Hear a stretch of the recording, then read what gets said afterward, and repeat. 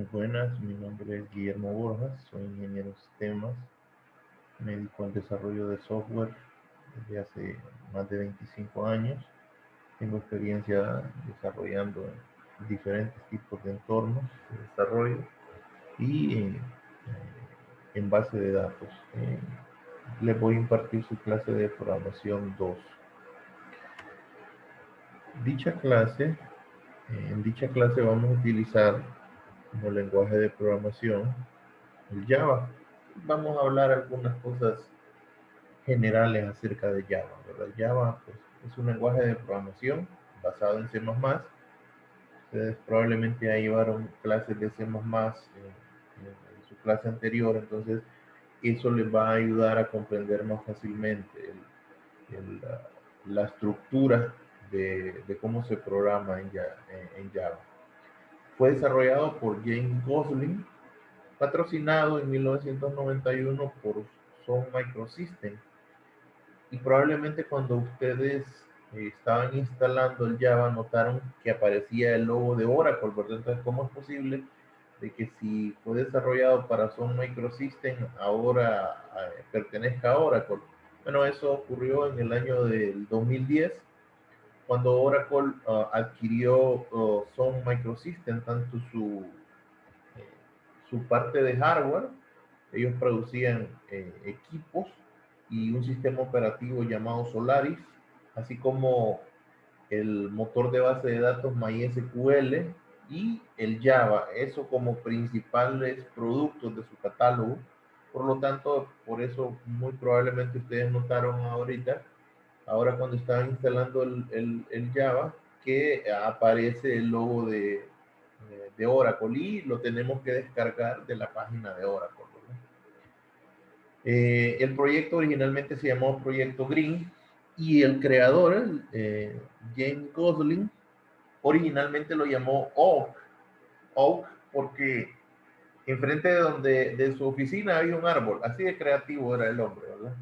Entonces, pero una vez desarrollado el lenguaje, se dieron cuenta de que ya había otro lenguaje llamado Oak, y alguien puede pensar, pero yo no lo conozco, no sé cuál es ese Oak. La verdad es que existen cualquier cantidad de lenguajes desarrollados y solo algunos muy pocos son esos que logran trascender para que sean reconocidos a nivel mundial, ¿verdad? De ahí existe cualquier cantidad de lenguajes, unos de menos uso, otros meramente propietarios que los utiliza la empresa que los desarrolló básicamente, ¿verdad? Entonces, la gente de Sun Microsystems cuando iba a tomar café, le llamó la atención una de las variedades de café que servía la cafetería, que se llamaba Java, porque es producido en una isla que así se llama. Y de ahí tomaron el nombre para colocarle al lenguaje, y por esa razón es que el icono de Java, el logo de Java, es una taza de café. Así de sencillo, así de creativo es.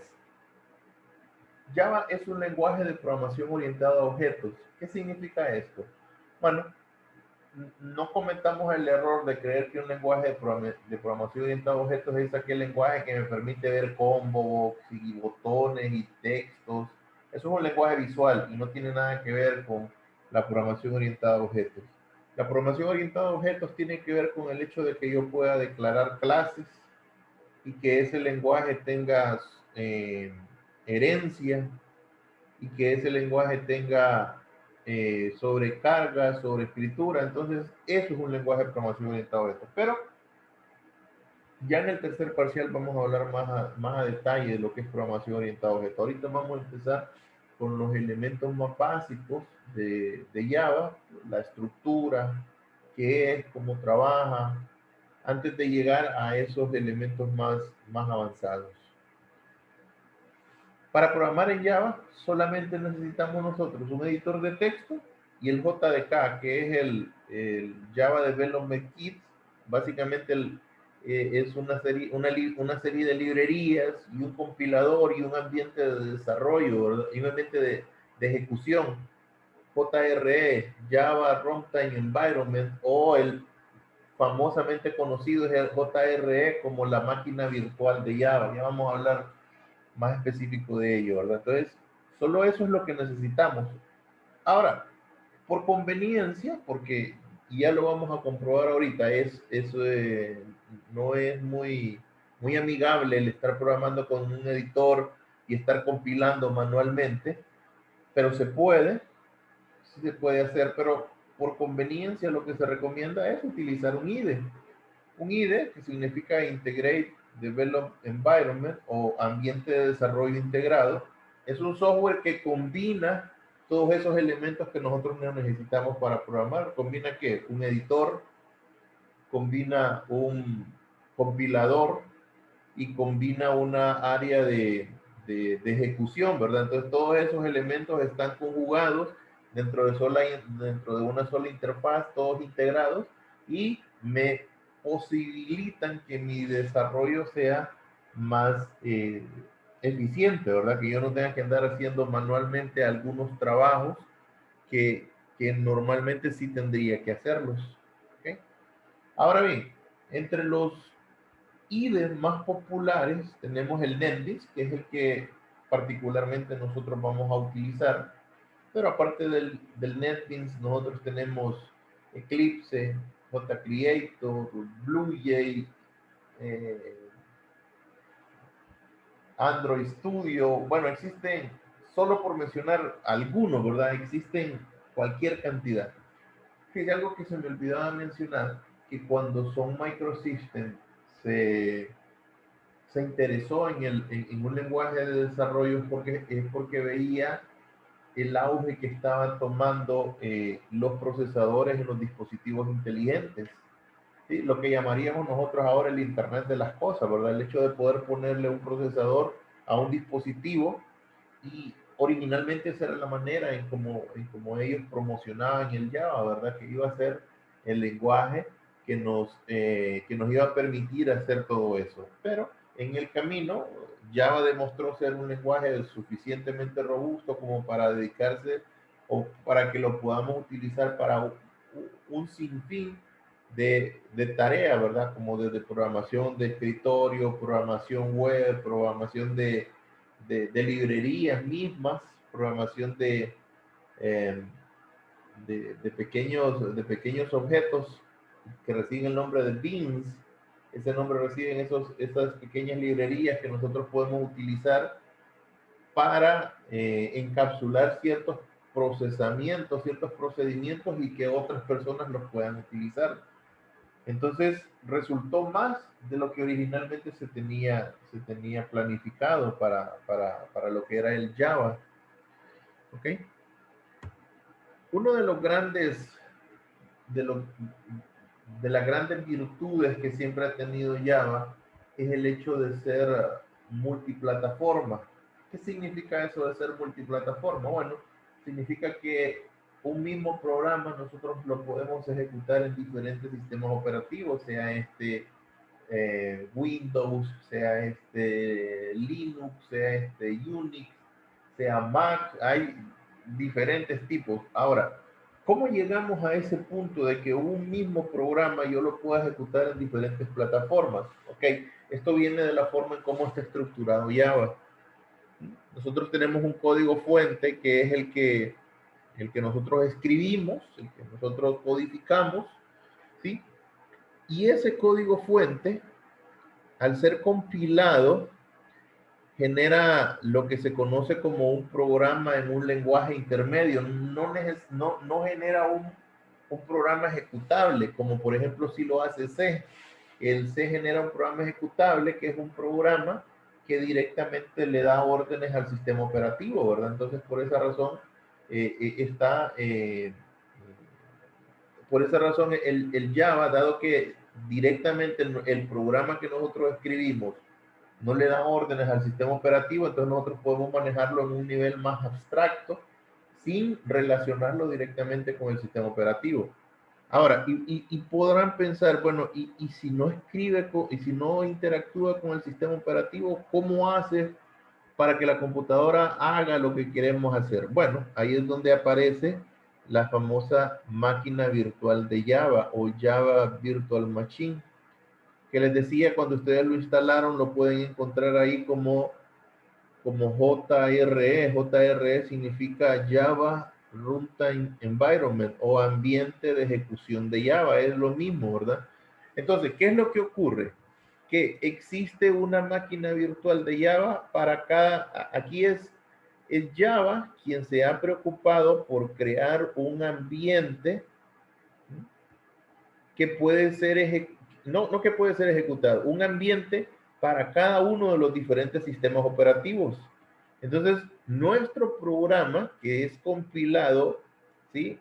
Es compilado para poder ser interpretado por ese, llamémoslo, ese nivel intermedio entre nuestro programa y la computadora.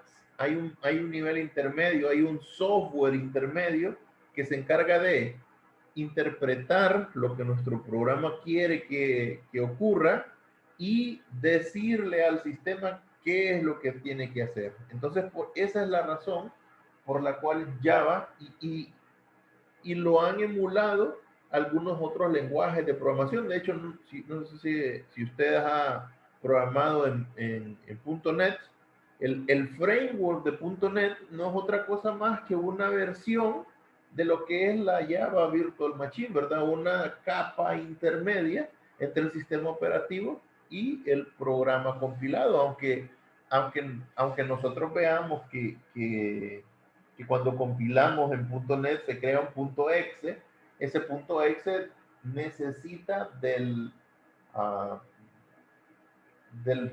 framework. Si el framework no está instalado en la máquina, entonces el programa no va a poder ejecutarse, porque el programa realmente no es un ejecutable, sino que es un interpretable. Así se le llama a los programas que requieren de una capa adicional para poder ser ejecutados. Se les conoce como interpretables. Entonces, esa es la razón o esa es la manera en cómo Java logra que un mismo código fuente pueda funcionar en diferentes sistemas operativos, porque realmente no está funcionando sobre el sistema operativo, sino que está funcionando sobre la máquina virtual de Java. Y esta se encarga de realmente de interactuar. O sea, Java solo programó un único programa para Windows, por así decirle, y todos los programas que nosotros hacemos, en lugar de trabajar con Windows, trabajan con ese programa. Escribió un programa para Linux y todos nuestros programas, en lugar de interactuar con Linux, interactúan con ese programa. Y así sucesivamente hay una máquina virtual para cada uno de los diferentes sistemas operativos. Bien, ahora quería mostrarles lo que les dije anteriormente, ¿verdad? Que para programar en Java yo no necesito realmente un IDE como tal, ¿sí? Sino que necesito solo el JDK y un editor. Aquí vamos a mostrar. Aquí tengo un folder en el cual tengo un programa que escribí en Java, un programa muy simple. No lo vamos a explicar porque ya vamos a llegar al punto de hacer nuestro primer programa. Aquí lo tengo editado el programa. Mire, ese programa que aquí lo tengo abierto, vea, en un bloque de notas. Creo que no hay editor más simple que ese, que lo que es el bloque de notas, ¿verdad?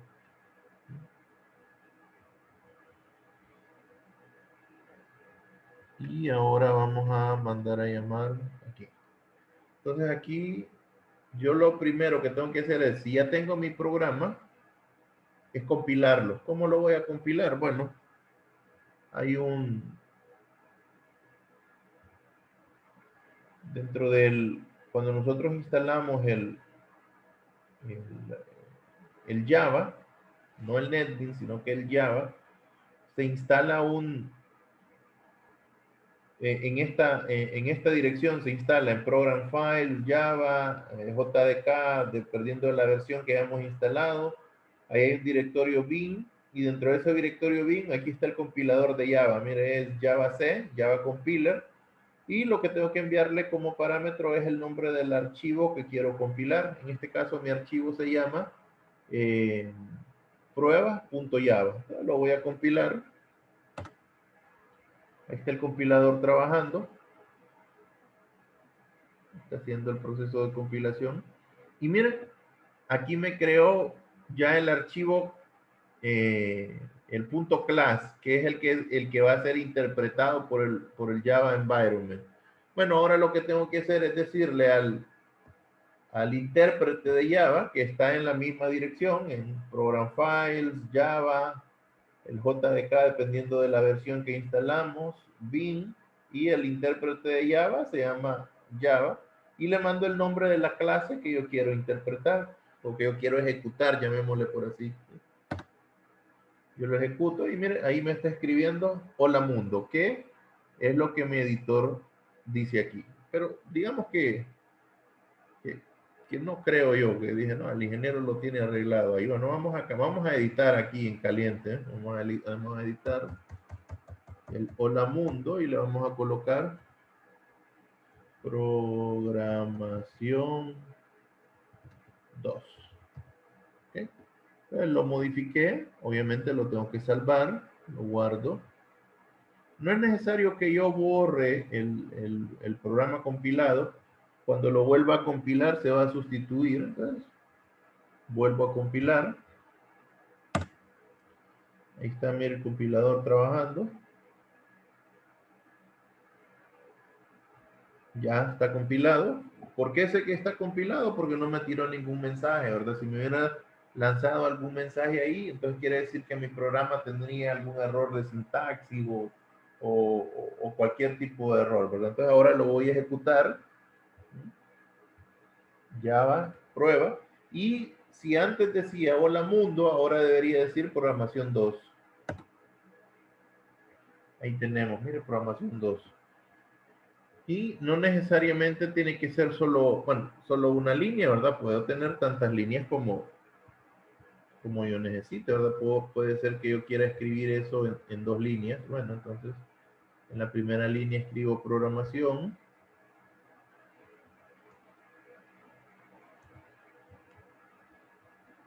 Y en la segunda línea escribo 2. Entonces lo salvo. Y vuelvo a realizar el proceso. Lo compilo.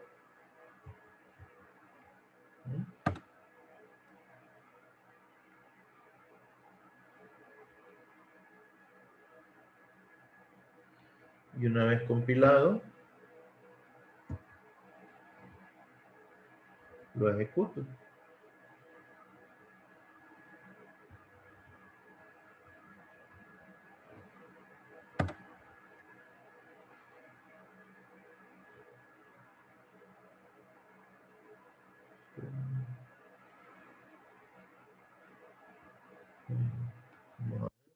No lo salvé.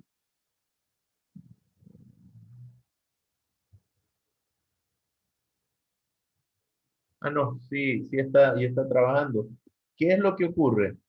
Que como el comando que yo estoy utilizando aquí es print, este print no hace cambio de línea, ¿verdad? Por eso vea, aquí me aparecía un espacio en blanco, pero aquí me imprime programación e inmediatamente después de programación me escribe la palabra 2. Entonces, si yo quiero que después de imprimir una línea haga un salto hacia la siguiente línea, entonces yo puedo hacerlo de dos maneras. Puedo hacerlo por medio de cambiar el print por un print line o por una cadena de escape. Vamos a hacerlo aquí con un print line. Voy a cambiar el print por un print line. Voy a guardar y repito los pasos. Compilo, prueba.java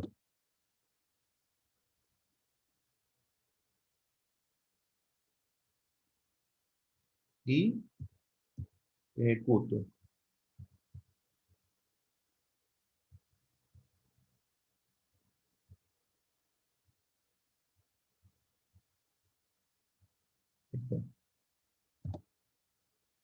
Ahora sí, viene prueba, programación y en la siguiente línea, 2.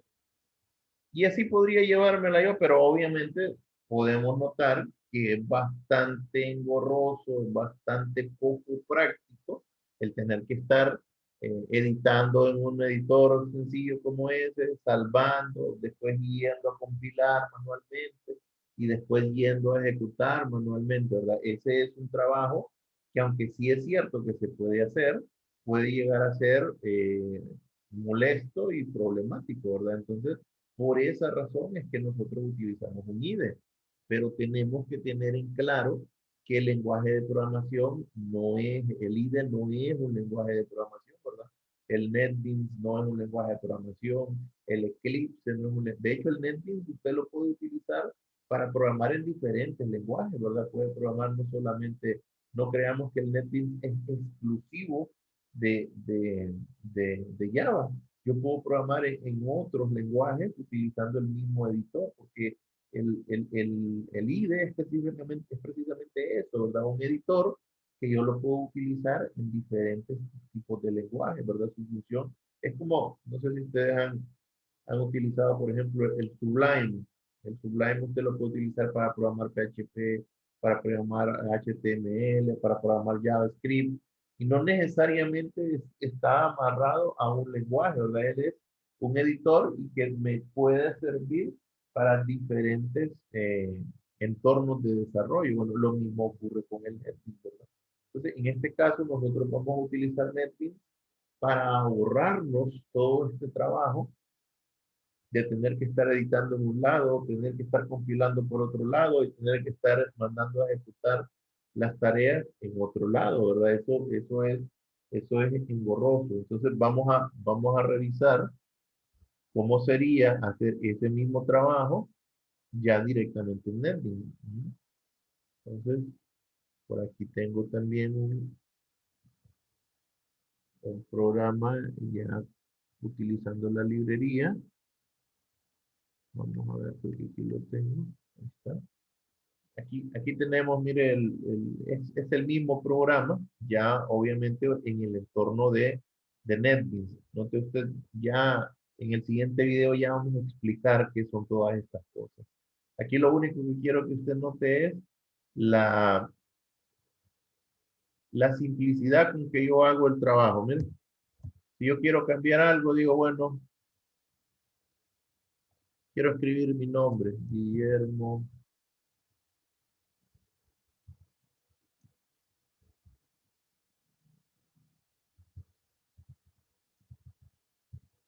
Ahora, para ejecutar, yo no tengo que andar haciendo todo eso, sino que simple y sencillamente no tengo que andar salvando y compilando y ejecutando por otro lado. Aquí de un solo, mira. Aquí, por medio de presionar este botón que es de ejecutar, el mismo editor hace las tres cosas: salva, compila y ejecuta. Vamos a ver si es cierto. Ahí está, mira, ahí está compilando. Aquí me va a decir, ya compiló, ahora va a la ejecución. Y aquí está, mira. Guillermo Bora. Ya incluso él tiene su propia consola para mostrarnos los resultados. Aquí está, miren, Guillermo Borjas. Si yo quiero que después de imprimir el nombre Guillermo Borjas pase a la siguiente línea, pues entonces yo utilizo Printline o PrintLN. ¿Eh? Vuelvo a ejecutar. El programa automáticamente compila y ya pasó a ejecutar. ¿No? Ya está Guillermo Borjas o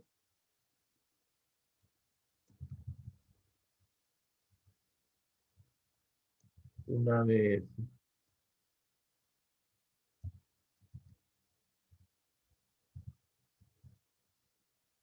Simple y sencillamente compilo y ejecuto.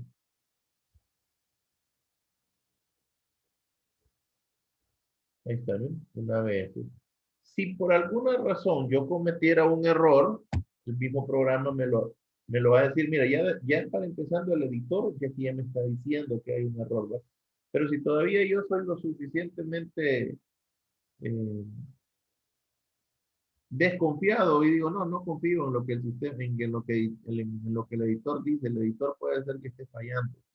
E intento compilar, intento ejecutar, digamos.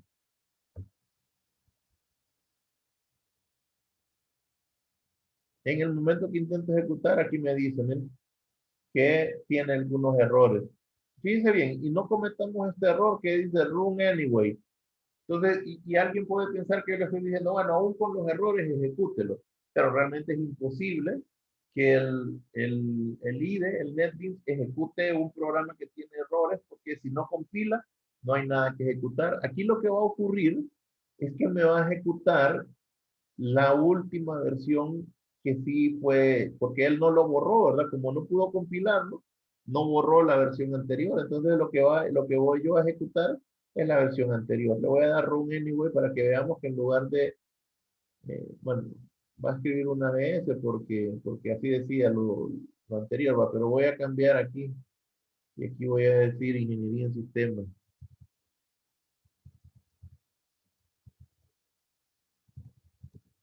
y lo voy a compilar para que me vuelva a salir el error. Entonces, miren, salió el error. Si yo le doy run anyway, me seguirá imprimiendo una ABS, ¿verdad? Bueno, no, no debería de imprimirlo, ¿verdad? Pero lo imprimió. Ahí sí no.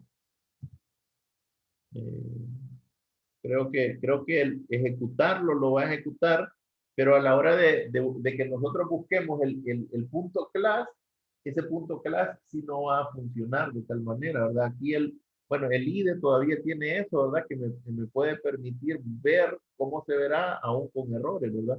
Pero realmente como no se va a compilar, cuando yo intente, que al final de cuentas ese es el que cuando a nosotros nos interesa, no es el punto Java, porque el punto Java es el que nos sirve a nosotros como programadores, pero el que nosotros le vamos a instalar a nuestro usuario es el punto class.